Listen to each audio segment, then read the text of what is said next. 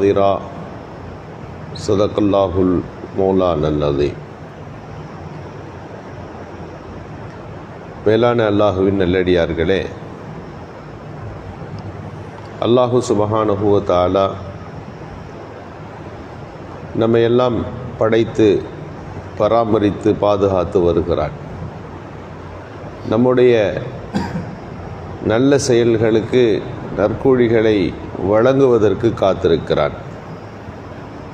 நிரந்தரமான அந்த சொர்க்கத்திற்கு நம்மை அழைப்பு விடுக்கிறான். அந்த ரப்புல் ஆலமீன் அல்லாஹு சுப்ஹானஹு வ தஆலா நபிமார்களோடு பேசியிருக்கிறான்.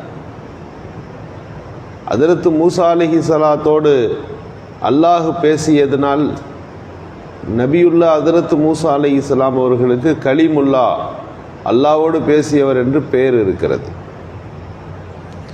அந்த அல்லாஹுவை நாம் காண முடியுமா என்பதுதான் இன்றைக்கு நாம் யோசிக்க வேண்டிய ஒரு செய்தி.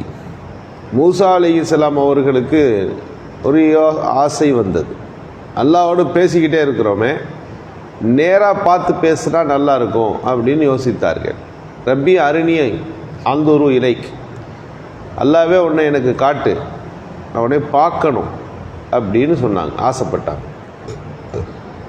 அல்லாஹ் சொன்னான், என்ன நீங்கள் பார்க்கறதா இருந்தால் இந்த மலையின் மீது என்னை நான் வெளிப்படுத்துகிறேன். அந்த மலை அங்கே நின்றால் அதில் அது நிலைப்பாடு இருந்தால் நீங்கள் என்னை காண முடியும் என்று அல்லாஹ் அந்த மலையின் மீது தன்னுடைய ஜல்லியை வெளிப்படுத்தினான்.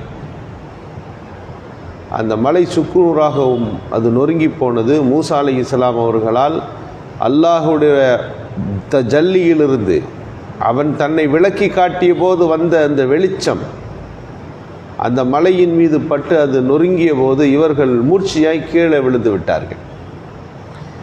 அல்லாஹ் வெளிப்படுத்த முடியும் இந்த உலகத்தில், தன்னை உலகத்தில் அல்லாஹ் வெளியாக்க முடியும். ஆனால் மனிதர்களால் அதை காணுவதற்குரிய சக்தி கிடையாது. அல்லாஹ் இந்த உலகத்தில் பார்க்க முடியுமான மும்கின் தான். ஆனால் இதுவரை யாரும் அவனை இங்கே உலகத்தில் வைத்து கண்டதில்லை. எனவே தான் ஹஜ்ரத் இப்ராஹிம் அலைஹிஸ்ஸலாம் துஆ செஞ்சாங்க, யா அல்லாஹ் நீ உயிரை எப்படி கொடுக்குறேன்னு எனக்கு காட்டு அப்படின்னாங்க. அந்த உயிரை கொடுக்கும்போது, அந்த பணி நடக்கும்போது நான் பார்க்கணும். என்ன அர்த்தம்னா, அதை செய்யும்போது அல்லாஹ் பார்க்கலாம் அப்படின்னு அவர்கள் ஆசைப்பட்டார்கள். அவர்கள் சொன்னார்கள், இது கால இப்ராஹிம் ரப்பி அருணி அந்த இலை காலர் அல்லாஹ் இப்ராஹிம் அலைஹிஸ்ஸலாத்தினுடைய துஆ, யா அல்லாஹ் நீ எப்படி உயிர் கொடுக்குறேன்னு பார்க்கணும். அல்லாஹ் கேட்டால் அதுக்கு என்ன, உனக்கு ஒன்றும் நான் தான் உயிர் கொடுக்குறேன்கின்ற ஒரு நிம்மதியான சூழ்நிலை வரவில்லையா, நீ நம்பவில்லையா என்று அல்லாஹ் கேட்டான். அப்போது இப்ராஹிம் அலைஹிஸ்ஸலாம் சொன்னார்கள், வலாக்கில் எத்துமைன்ன கல்வி, இல்லை என்னுடைய உள்ளம் இன்னும் நிம்மதி பெறுவதற்கு, சமாதானம் அடைவதற்கு, அதை கொண்டு பரிபூரணத்தை பெற்றுக்கொள்வதற்குன்னு சொன்னபோது அல்லாஹ் அதை உருவாக்கி காட்டினான். இங்கே நபிமார்கள் அத்தனை பேரும் அல்லாஹுவை காண விரும்பினார்கள் அப்படின்னு செய்திகளை பார்க்க முடிகிறது. அப்போ நபிமார்கள் தவறான காரியத்தை, முடியாத காரியத்தை, நடக்காத காரியத்தை கேட்க மாட்டாங்க. அல்லாஹ் உன்னை காட்டுன்னு கேட்டதுலேருந்து என்ன அர்த்தம்னா, அல்லாஹ்வை பார்க்க முடியும் தெரியுது. அல்லாஹ் தன்னை வெளிப்படுத்தலை. எங்கே தெரிவான்? ஆகிரத்தில் எல்லோரும் அல்லாஹ்வை காண முடியும். நபிமார்கள், சஹாபிகள் பெருமானாரிடத்தில் கேட்டார்கள், அல்லாஹ்வை நாங்கள் பார்க்க முடியுமா அப்படின்னு கேட்கும்போது நபிகள் ஸல்லல்லாஹு அலைஹி வஸல்லம் சொன்னார்கள், உங்களில் யாராவது ஒருவருக்கு சந்திரனை 14ஆம் நாள் சந்திரனை பார்ப்பதற்கு ஏதாவது ஹல் துலாருன, உங்களுக்கு இடைஞ்சல் வருமா அப்படின்னு ரசூலா கேட்டாங்க. இல்லை, எல்லாரும் பார்ப்போம், எல்லோரும் காண முடியும் அல்லவா. அதுபோலத்தான் அல்லாஹு சுப்ஹானஹு தஆலா ஒரு சந்திரன் வெளிப்பட்டு நிற்பதை போல எல்லோருக்கும் முன்னால் அவன் நிற்பான், எல்லாரும் அவனை பார்ப்பாங்க. அப்போ அல்லாஹுவை பார்க்கிற காட்சி இருக்கிறதே, பண்பு இருக்கிறதே, ஒரு மூமினுக்கு கிடைத்திருக்கக்கூடிய மிகப்பெரிய ஒரு பாக்கியம். அதற்கு பேர் லிகா என்று அர்த்தம். லிகா என்றால் அல்லாஹ்வை பார்ப்பது. நாம் ஒரு முஃமினுடைய மிகப்பெரியதொரு வெற்றியும் ஈடேற்றம் எதுனா சொர்க்கத்துக்கு போகிறதல்ல, அல்லாஹ்வை பார்க்கறது. அங்கே அல்லாஹ்வை அவர்கள் காணுவார்கள். அல்லாஹ்வை கண்டு அவர்கள் சந்தோஷப்படுவார்கள். எந்த அளவுக்கு சந்தோஷம்னா, அதற்கு பிறகு அவர்கள் சொர்க்கத்திற்கு போவது கூட தாமதமாகிவிடும். திருக்குர்ஆன்ல ஒரு வசனம், சொர்க்கவாதிகள் சொர்க்கத்திற்கு இழுத்து கொண்டு செல்லப்படுவார்கள். நரகவாசிகளை நரகத்துக்கு இழுத்துட்டு போகிறதுனா ஒரு முறை இருக்குது. நரகம் கடுமையானது, வேதனைக்குரியது, சோதனைக்குரியது, அங்கே போகிறது ரொம்ப கஷ்டம்.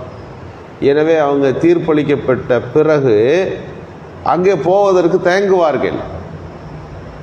எனவே அவர்களை இழுத்து கொண்டு போய் நரகத்தில் போடுவார்கள் அப்படின்னு ஒரு வசனம் வருது. அதுக்கு அடுத்த வசனத்திலேயே சொர்க்கவாதிகள் சொர்க்கத்திற்கு இழுத்து கொண்டு செல்லப்படுவார்கள். ஏன் சொர்க்கவாசிகளை சொர்க்கத்துக்கு இழுத்துட்டு போகணும் அப்படின்னா,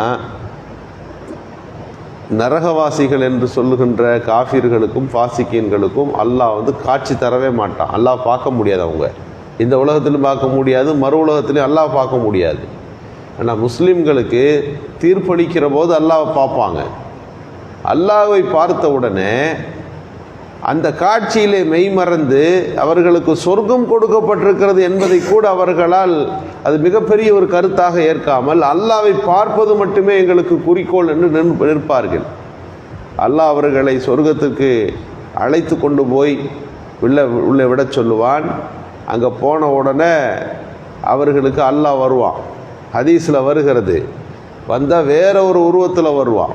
அதை பார்த்து விட்டு இவன் எங்களுடைய இறைவன் அல்ல என்று சொல்லிவிடுவார்கள். பிறகு அல்லாஹு தாலா அவர்கள் அறிந்த உருவத்தில் வருவான். அதை பார்த்த உடனே இது எங்கள் ரப்பு என்று சொல்லுவார்கள். அந்த அல்லாஹுவை அவர்கள் காணுவதில் அவர்கள் மகிழ்ச்சி கொள்வார்கள் என்று நபிகள் ஸல்லல்லாஹு அலைஹி வஸல்லம் சொல்லுகிறார்கள். இங்கே நாம் புரிந்து கொள்ளக்கூடிய விஷயம் என்னன்னா, உலகத்தில் இருக்கிற ஒரு மனிதன் அல்லாஹுவை இருக்கிறவரை காண முடியாது. இதுவரை காட்டப்படவில்லை. அது சாத்தியம் என்றிருந்தாலும் பார்க்கவில்லை. மறு உலகத்தை பொறுத்த அளவிற்கு அல்லாஹு தாலா மூமீன்களுக்கு தன்னை வெளிப்படுத்துவான். எல்லா மூமீன்களும் அல்லாஹுவை காணுவார்கள், பார்ப்பார்கள். அதுதான் மறு உலகத்தினுடைய உயர்ந்த ஒரு செய்தியாக இருக்கும் என்று நபிகள் ஸல்லல்லாஹு அலைஹி வஸல்லம் சொன்னார்கள். எனவே அல்லாஹுவை பார்க்கிற, தரிசிக்கின்ற, அவனுடைய லிகாவை பொருந்தி கொள்ளுகின்ற உயர்ந்த தௌஃபீக்கை அல்லாஹ் நம்ம அத்தனை பேருக்கு நசீபாக்குவானாக.